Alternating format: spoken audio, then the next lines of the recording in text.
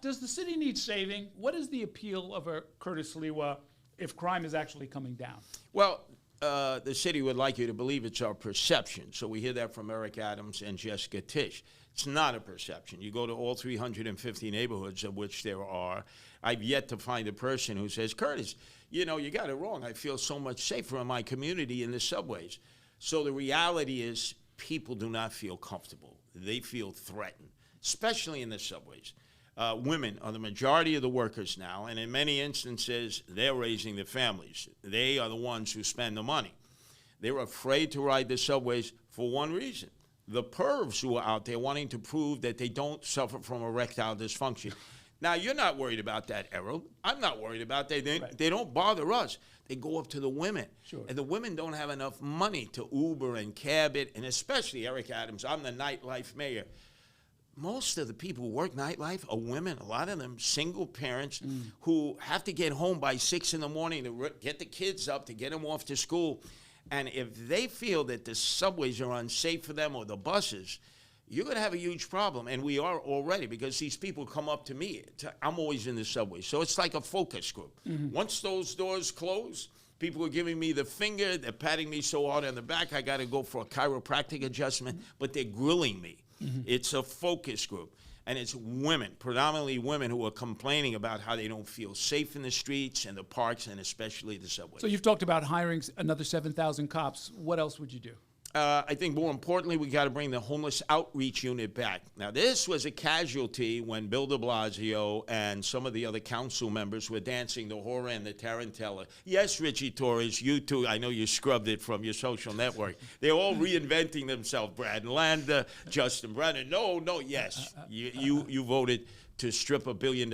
You never put it back. So I think the homeless outreach unit was eliminated. I worked with these men and women with the Guardian Angels. They knew all the directors of the shelters. They knew a lot of the clients. They knew the public safety officers in the shelters. Some are Department of Homeless Service, some are private security.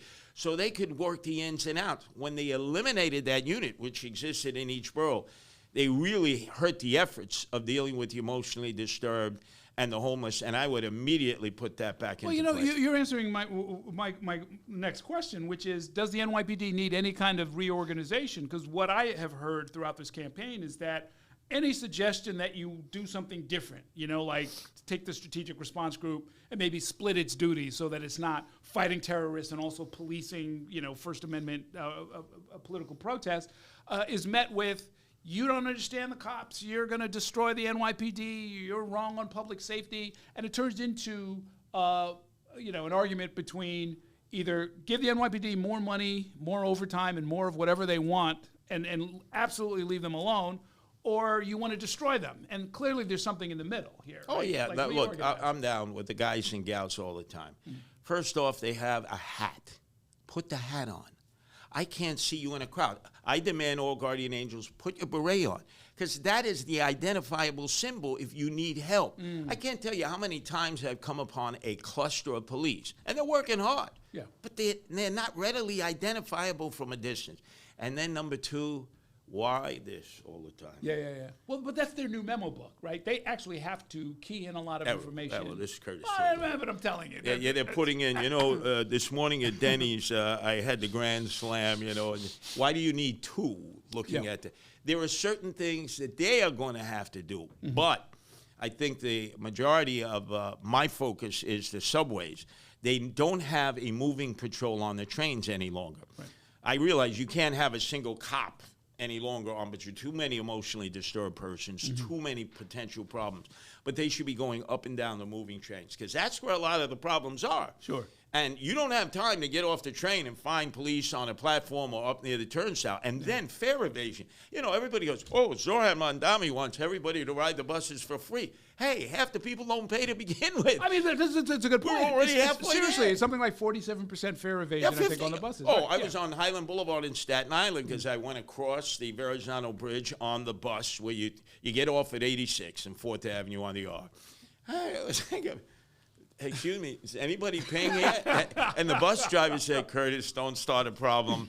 We're not permitted to say anything. Wow. And so it's learned behavior. If you see other people not paying the fare. You're not.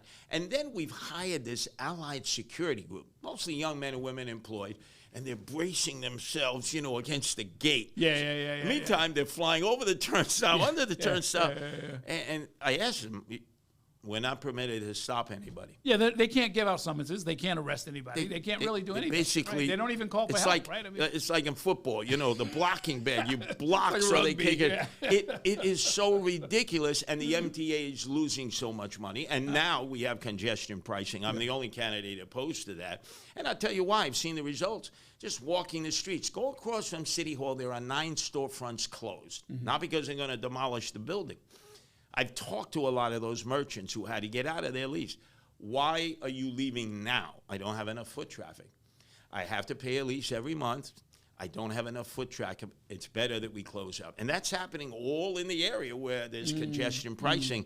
So I'm opposed to that. That's an additional tax against a lot of the blue-collar working class. And I'm also the mayor of the outer boroughs. Everybody is Manhattan-centric. I get it. But they're forgetting people in Brooklyn and Queens, the Bronx and Staten Island, the bulk of the population, blue-collar working class.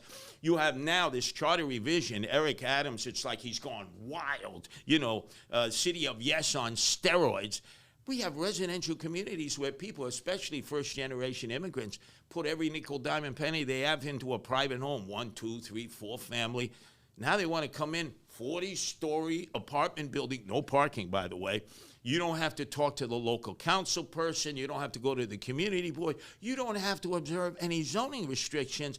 All power is in City Hall. I remember as a kid, PS 114, Alan Topol, my teacher said, Robert Wagner, the mayor, has created community boards so that he could actually give power to the communities. And he explained it. Civics. Yeah. Errol, we had civics. Yeah. They don't I have 3 sons in the public school system. Did they teach you civics? What's that? Did they teach you history? Very little. Did they teach you current events? No, Daddy. Why not? They don't want to hurt anybody's feelings.